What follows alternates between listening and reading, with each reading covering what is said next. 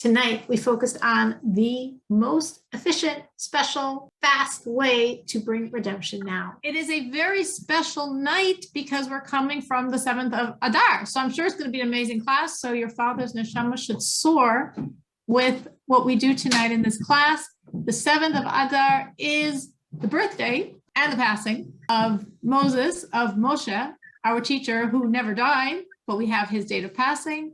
And he continues living eternally through every single leader of the Jewish people ever since. And actually, he lives inside each one of us. Every single one of us contains a core spark from Moses, and every single one of us is contained within him. So just as today is his birthday, it's actually the birthday of every single one of us. Every single Jew that ever was, is, or will be. Which is actually, the Lubavitch Rebbe explains, why we say that Adar is such a mazel day, special, joyous month for the Jewish people. It's our birthday. So the power of the 7th of Adar is the power of the birthday of every single Jew. And that makes Adar such a special month, such a joyous month, a month that actually created the holiday of Purim. Sometimes we think because Purim's in Adar, it's a joyous month. Because the 7th of Adar is in Adar, that's why Purim is in Adar. Because the energy of Moshe, of Moses, is actually what created the miracle, the holiday, the liberation of Purim. We actually see this in Purim because Purim, we're told, is the only holiday that will still be significant by the redemption. Celebrate them all. We will enjoy Passover and Hanukkah, Rosh Hashanah, everything. But they all will not be as special because every day is going to be special. Every day of redemption is a holiday. But even then, Purim will be special. Purim is eternal because Purim comes from Moses. Moses is eternal. His handiwork is eternal. And the holiday he created, Purim, is also eternal. So that all comes from today. So today is an amazing day, a wonderful day to attend a class, a wonderful day to give a class, and a wonderful day to have a class dedicated for the Aliyah, for the elevation of your father. So it should be good and meaningful for all of us. Now we are in chapter 37. And we were discussing in chapter 37 the enormous specialness of charity. Why charity? Because we were saying that we need, want, must bring redemption. And the road that the Alter Rebbe has laid out for us, all the theology of chapter 35 and 36 and 37 is we need to move that category called klipas naiga, that category that is on the other side, not overtly God, but we have the ability to shift to God's side. And we can and we must. And of all the klipas noiga items of the world, of all the items of the world that receive their vitality through that channel we call klipas noiga, that channel that obstructs, klipa means that obstruction, but noga, there's the shine of God is coming through the obstruction, coming through the filters, and we can therefore access that shine, access that energy, and shift it upward to godliness, and thereby bring the redemption. The most significant thing I'm in this world for is shifting my animal soul. No, I want to shift the whole world. And we explained in this chapter how we are shifting the whole world and how we will shift the whole world. But we were told very strongly that the main focus of each one of us is actually shifting our own personal items that receive their vitality through klipas noiga, my body and my animal soul. How do I do so?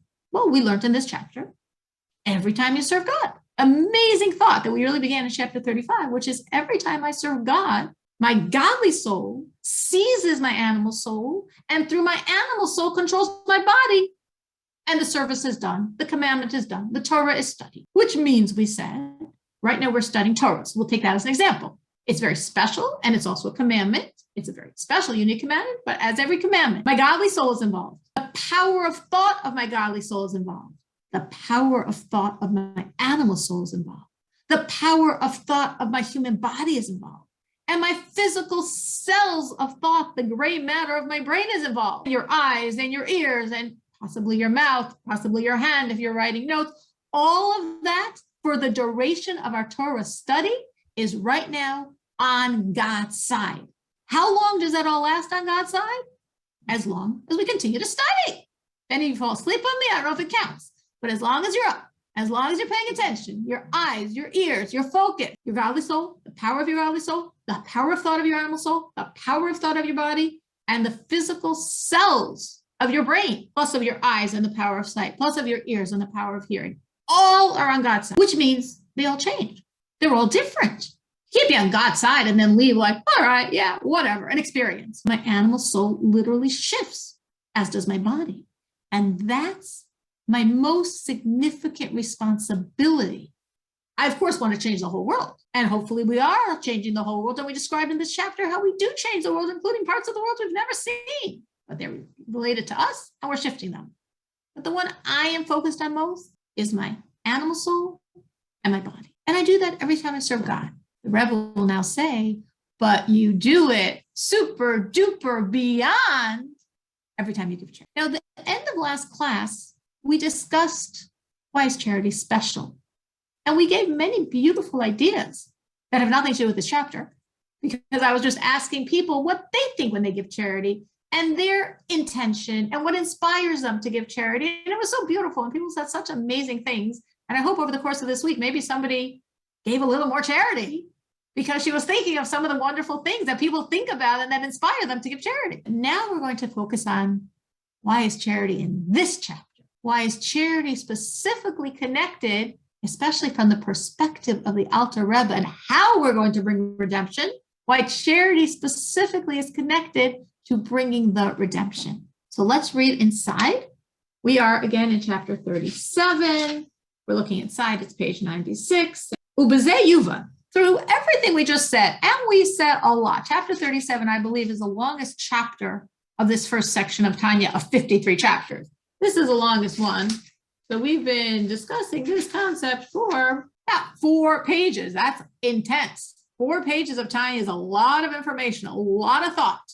So we know, in theory, how we're going to bring redemption. With all that theory, you understand, the Rebbe says, why you want to go give a lot of charity. That our sages praised, extolled very greatly. Not just ma'od. Our sages were like, wow, the specialness of giving charity. Mailas Hatstaka, the supreme quality of charity. The Amru, you know how much our sages praised charity? Listen to what they said. Sheshkula Keneged Kol HaMitzvahs. It's equal to all the commandments.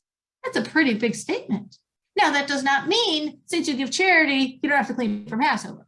That does not mean since you give charity, don't worry about saying your blessing. Do it all. Our sages want you to do everything. God wants you to do everything. So equal to all doesn't give you a pass on anything, but it just tells you how special it is. In a certain way, the act of charity is equal to everything else.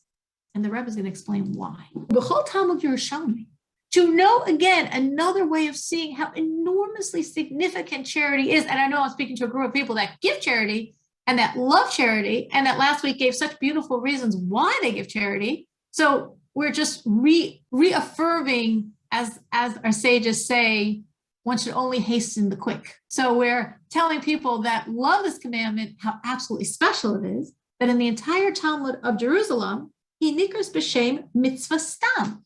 She's called the commandment. Usually I have to identify something by name. The commandment of visiting the sick, the commandment of prayer, the commandment of checking your clothes for Shabbos if they're a mixture of wool and linen. But if I just say the commandment, oh, she's talking about charity because it's the commandment. Similarly, in prayer, when the sages speak about prayer, you identify what prayer you're talking about. When they just say the prayer, we know they mean the Amidah, the Shemona Esrei, because that's the prayer. So the commandment, we know you're talking about charity. It's the commandment. Why? For many reasons. Honestly, if this was a class on charity, we could go on and on and on and on. There's so many reasons why. But we're talking about charity in chapter 37 of Tanya. We're talking about charity and how to bring redemption as the Alter Rebbe's vision of shifting the evil of this world, that klipas nova, to godliness. From that perspective, there's a very unique, supreme significance to charity. Mipnei, because shehi ikar hamitzvos maisios. She is the primary action mitzvah The primary commandment you will do with your physical action. Now remember, since chapter 35, we've been saying, wow, to serve God with action. And now we're saying, wow, from all the actions, this is the top of the pile. The Oila Kulana, she rises supreme over all of them. Because all of them, what am I gaining by action? I'm changing my animal soul. I'm giving God my animal. Why I'm in this world, how I'm bringing redemption. So all of them elevate to God that portion of the animal soul that is engaged in doing that specific commandment. To be absolutely fused for the duration of the commandment with the eternal light of God that's engarbed right now within that animal soul. So right now, if I am studying Torah, as we conveniently are, that part of my animal soul involved in the study of Torah is one with God, as we were just discussing. The thought capacity of my animal soul, the aspects of my animal soul that are engaging my hearing and my sight and my speech are all given to God, as well as those parts of my body, my power of thought, my power of hearing, my power of speech, my power of sight, as well as the physical parts of my body, of my lips and my palate and my larynx and my eyes and my ears, and all those parts and my brain, all of that's given to God. That's amazing. Well, let's say I wasn't studying Torah. Let's say I was lighting the candles to bring in the Sabbath. Amazing. And now different parts of you are being given to God.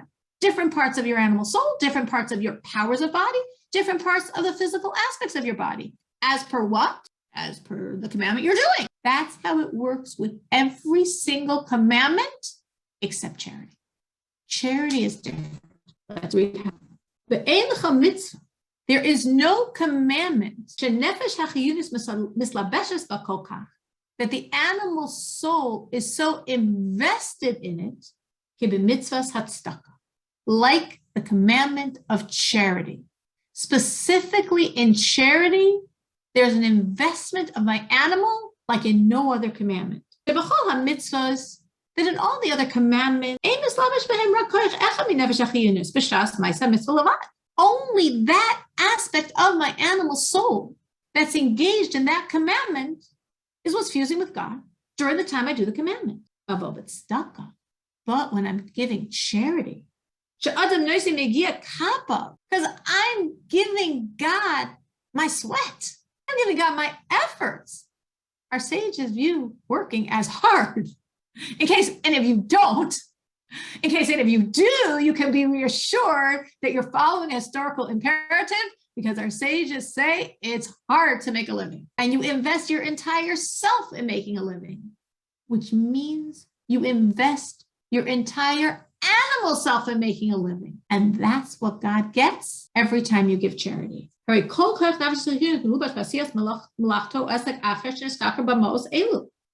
whole animal soul is invested in earning those monies. However you earn your money, you invested your whole self. Doesn't make a difference if you're sitting in front of a computer. Your whole self is involved. Whatever you're doing, your self is involved. And if your self is involved, your animal self is involved. So in the end, you're giving money. You might be swiping a credit card. You might be writing a check. But that represents the money you earned with your sweat, with your investment of body, with your total investment of animal soul. So when you take that money and you give it to charity, you're giving it to God. You're giving to God whatever it took to earn that money. So your entire animal soul goes up to God. So what the Rebbe is saying here, and it's very simple and straightforward, and it's at the same time very amazing, is that beyond all the things that we discussed last class, and we discussed many, and they were very beautiful and very inspirational, but beyond all of that, uniquely with charity, we move faster. We're very American, Western world. We just want to get it done and get it done fast. So we move faster. The quantity of my animal soul in a way nothing else can accomplish, because everything else gives a piece to God and another piece to God and another piece to God.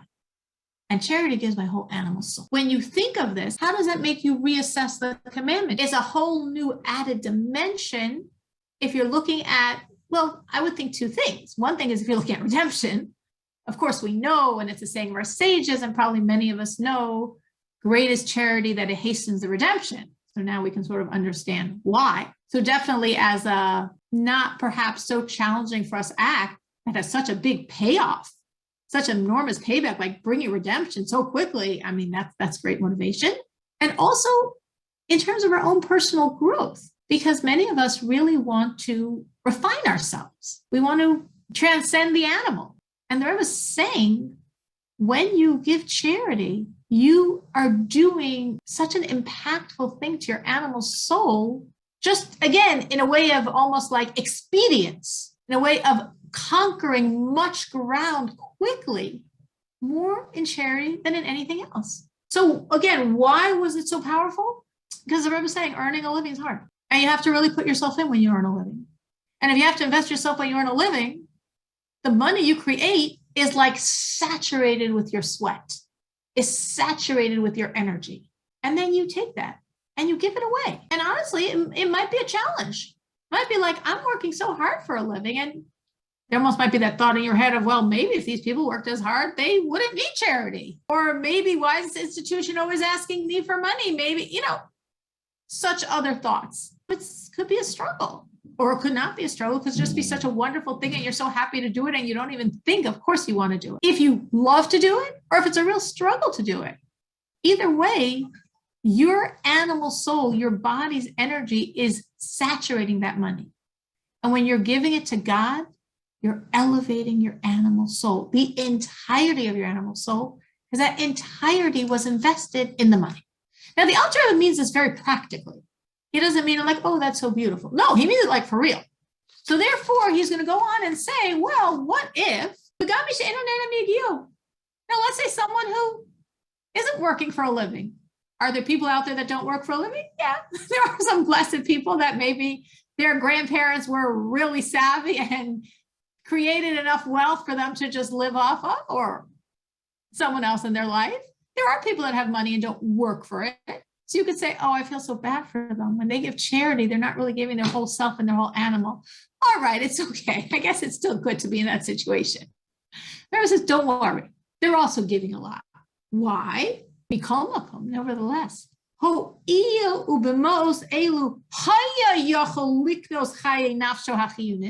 With this money, they could have acquired more life for their animal soul. So he's also giving his life to God. What did the Rebbe say here? The Rebbe said, let's say you're in this beautiful situation where you're really not sweating away for your money. That's really nice. But then you're saying, so I guess I'm not giving God my whole animal soul and my whole body and my whole life. And it's still nice to not have to sweat for your money, but I guess I don't have this advantage. The Rebbe says, no. You still have an advantage. Why? Because money, beyond giving your whole self, something else very special and sort of unique to charity is you're giving all three layers of time simultaneously. What I mean by that is when you give charity, that moment of time is dedicated. That's every commandment you do, that moment of time escapes and transcends the bounds of time, because time was, is, will be, but a commandment lasts forever. So the moments you spend today praying, those are eternal moments. The moments we're now spending studying are eternal moments.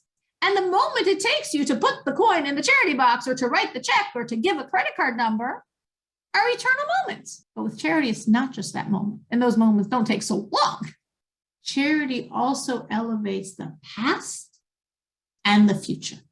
The past we understand. We've been really focusing on the past, all the time it took to create the money. So you could say, all right, well, if I give 10% to charity, or if I'm doing like Lubavitch Rebbe asked, I'm giving 20% or even more than 20%.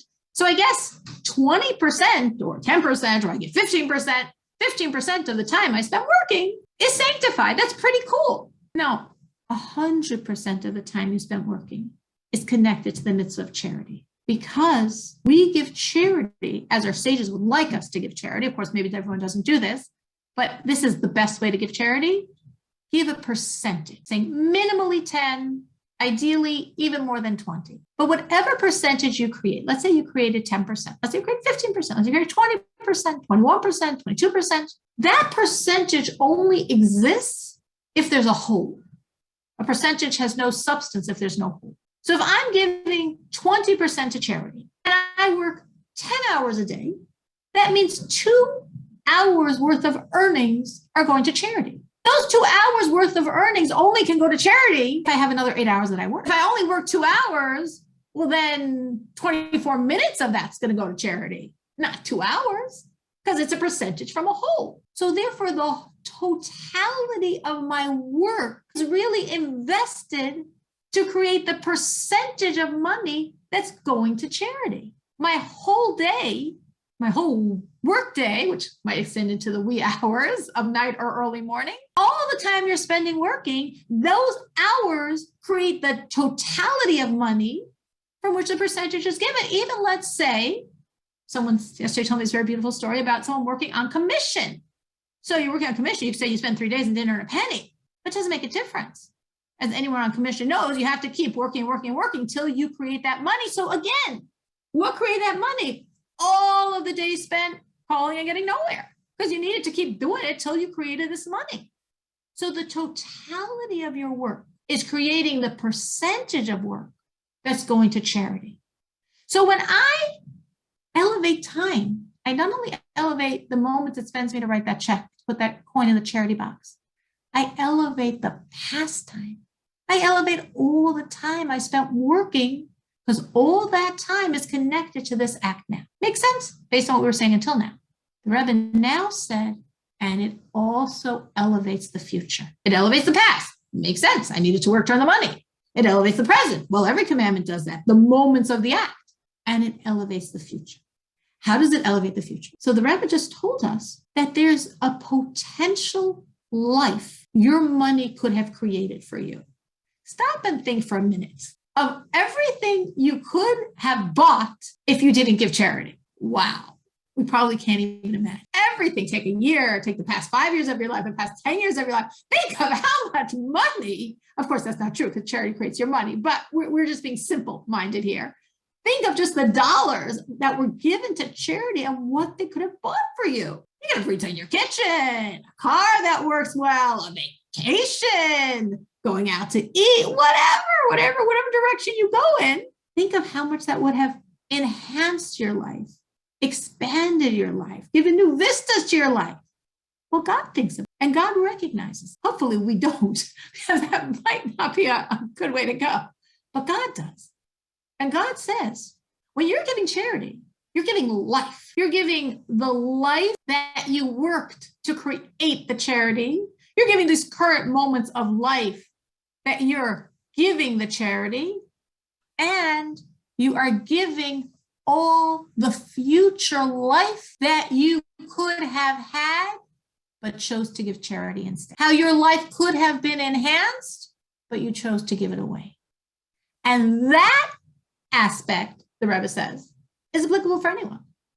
Meaning a person that's not working for their money is not elevating the time they didn't spend working because they didn't spend it working. They're elevating the current moments, but they're also giving God the future life.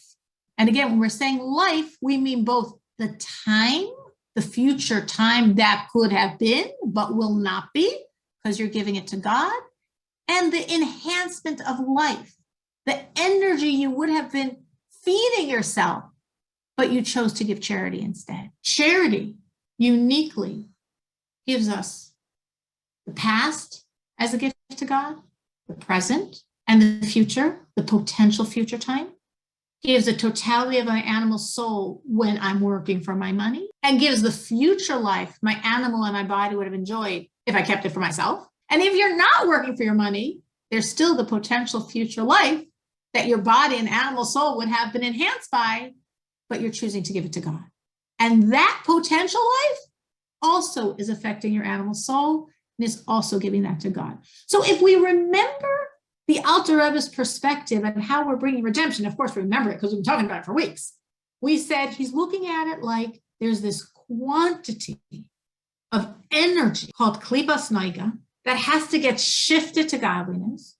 And once it's completely shifted, what we would call evil, that klipas tmeis energy, that energy that I cannot access, just ceases to exist because it's feeding off that klipas noga that will no longer be around. And that's the road to redemption. So if we're thinking along those lines, there's nothing more special than charity because it just does it more efficiently than anything else. Everything else does one aspect, one aspect, one aspect.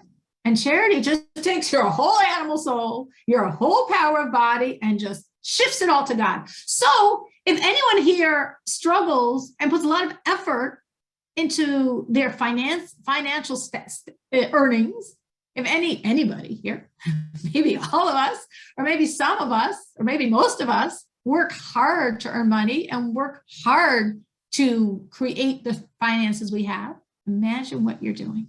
Imagine all that self that's invested in earnings and all that self that goes to God. Now, if someone doesn't work too hard and they do work, but it's not too hard, I don't want you to feel that. Obviously, you're working and working means you're investing in yourself and there's a lot of time spent work and there's a lot of effort spent work, even in a easier situation.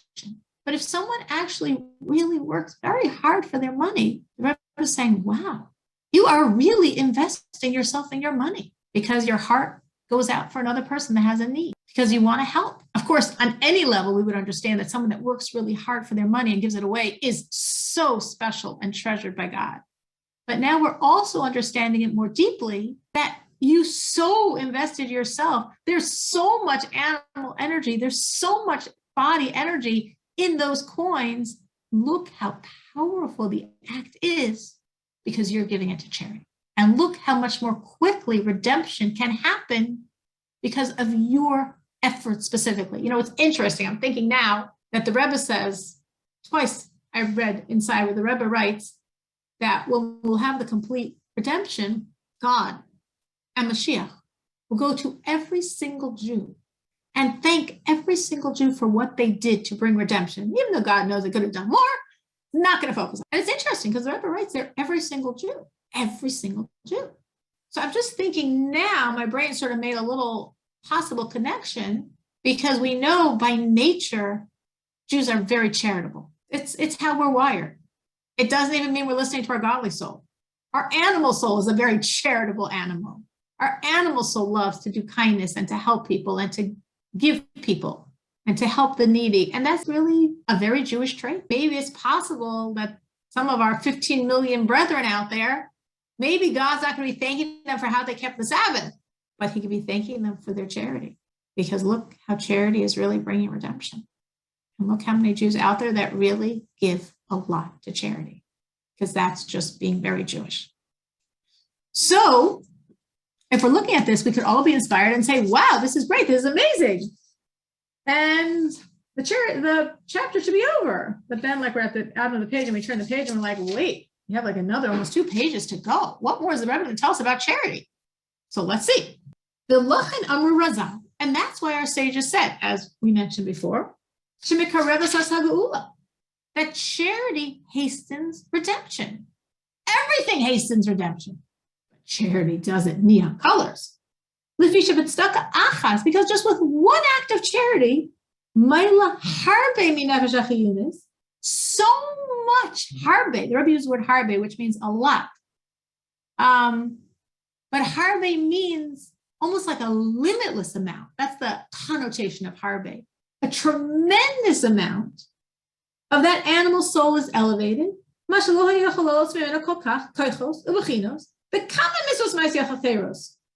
you would not have been able to do if you did many, many, many other commandments. Remember, we said charity, our sages say, is equivalent to all the commandments. And we said this is not a passing, you have to do all the commandments. So what did they mean that charity is equivalent to all the commandments? Well, the Rebbe is saying with this one act of charity, that could potentially shift as much energy as all those commandments. Because this one's shifting this aspect, and this one's shifting this aspect, and this one's shifting this aspect. And charity shifts you entirely. And someone sent a text and I once read that over 50% of all charitable donations in the United States are given by 1% of the population. I didn't even think we were 1%, the Jews. And again, it's not Jews that have to listen to their godly soul. It's Whoa, where was that? When did you read it, Goldie? You're on the spot. If you don't remember, it's fine. I would never remember where I read anything. That's amazing. I read about it in like, I don't think it was a Federation report, but it was like in one of those like Jewish newspapers that come out, and they had like, it had like a little footnote that said where it was from, and it was some kind of large sort of study of all the charitable giving in the United States. And I just thought, you know, who's like the Jews? I mean, we're incredible. For real. It's true. It is true. And I'm not surprised. No, I should be, because 50% is an awful lot, but it's so not surprising because that is how God made us. It's not only our godly soul that wants to give charity. We, as a most human, love giving. Goldie? Yeah, if you walk around at the universities or the hospitals or anything, every single donation, it's all Jewish names. All the big donations, they're all Jewish names. Like literally, you see no non-Jewish names.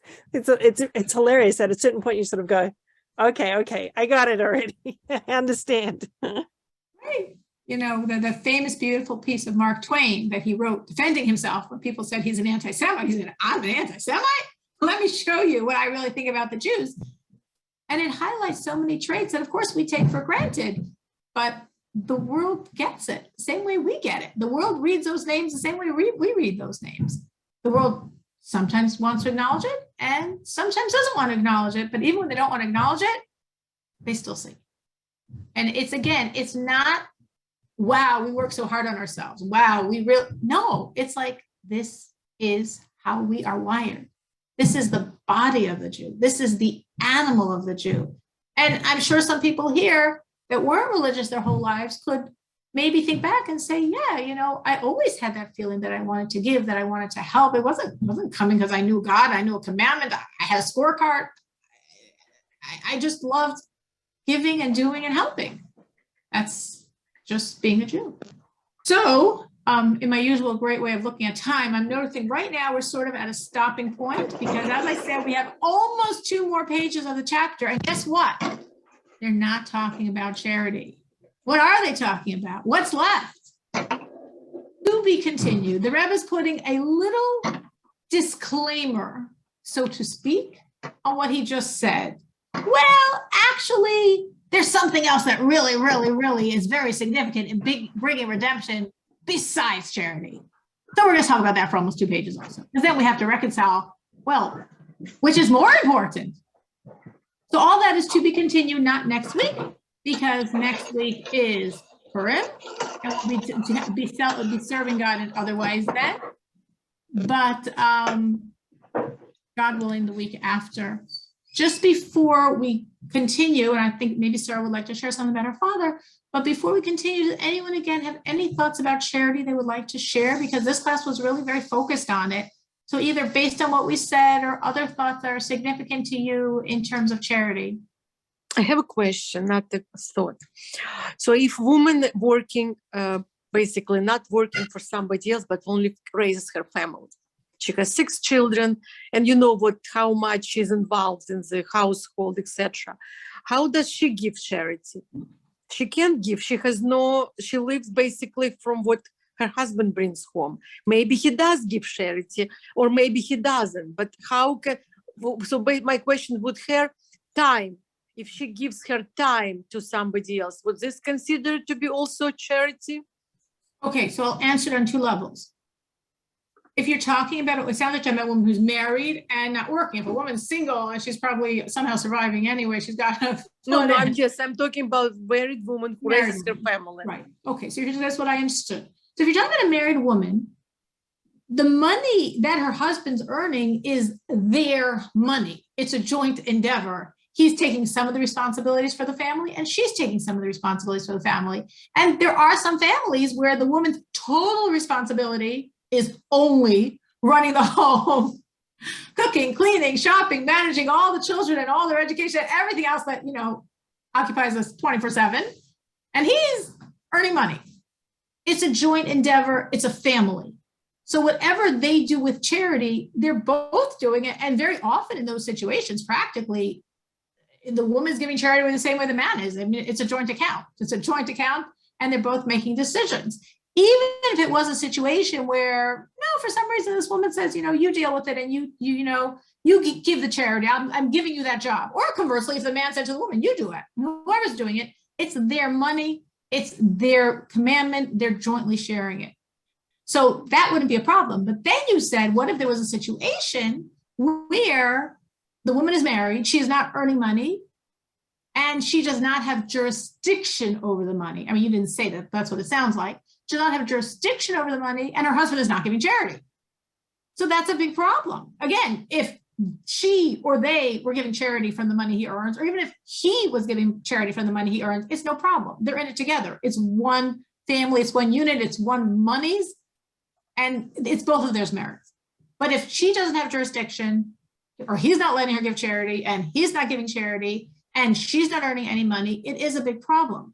The only thing she can do then, which actually our sages say is an advantage women have over men in giving charity, is she could think of ways she can, for example, make food and give it to people that don't have food. Their sages say that on the Sabbath, a man sort of is stuck, he can't give charity, but a woman could give food to people, so she's still giving charity. So could she make something for somebody else and give it as charity? Could she volunteer her services?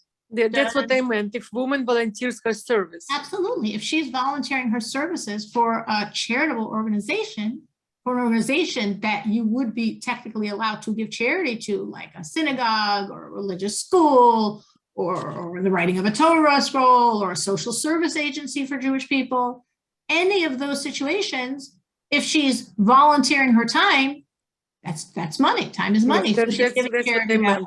Yes. That's what they meant. Volunteering Absolutely. time is equal to money. Yes, absolutely. Okay, thank you. Absolutely. Sure. Goldie?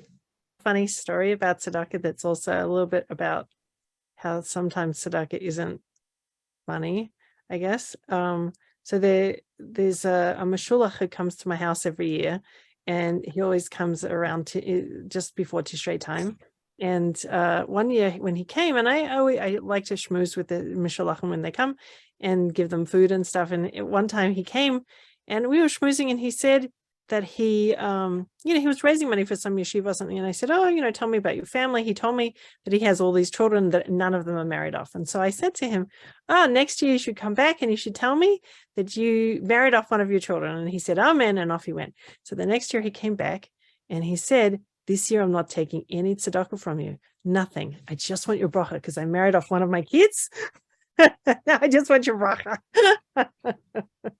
Wow. And you know what? I believe it completely. Completely. And It's a one beautiful blesses story. the other. One That's blesses. amazing. Isn't that And great? we're not even saying, whoa, Goldie. No, it was Jewish nothing to do with people. me. It was just like No, this idea that it did have to do with you because you said it sincerely.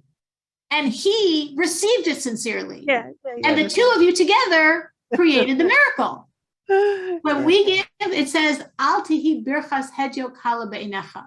Let not the blessing of a commoner like Goldie be light in your mouth. be light in your heart. Exactly. It is true. Every one of us has a power to bless. I actually know a story. I'm not going to say names because I don't know if that would be appropriate, but of a couple that were childless for many years. And someone came to their house and they decided he was a holy person. And they said, give us a blessing for a child. And he's like, I can't give no blessing for a child. And they're like, no, give us a blessing. Give us a blessing. He's like, all right, I give you a blessing. And he tried to give this blessing and they had a child. Yeah. And I know them, someone I know. So it's like, yes, when we mean it sincerely and when the other person accepts it sincerely, watch out. Our blessings are powerful. And now we have Goldie in our midst to prove it. So our blessings are powerful and we can give them as well. And that's beautiful. And also what Goldie said, she wasn't like saying it to bring out the point, but it was very special. And she said that when people come to collect charity, she sits them down, she talks with them, she offers them food. That's also a beautiful way we can enhance giving charity because it's not so easy going from door to door knocking. And it's very special to ask people, can I give you a drink? A lot of times they're in a rush. Can I give you something you can take on the way? You know, it makes them feel, yes, you're a person. Yes, you know, you're not a schlepper, you're not a schnurrer, you're a person. And that's a beautiful gift you can give someone else.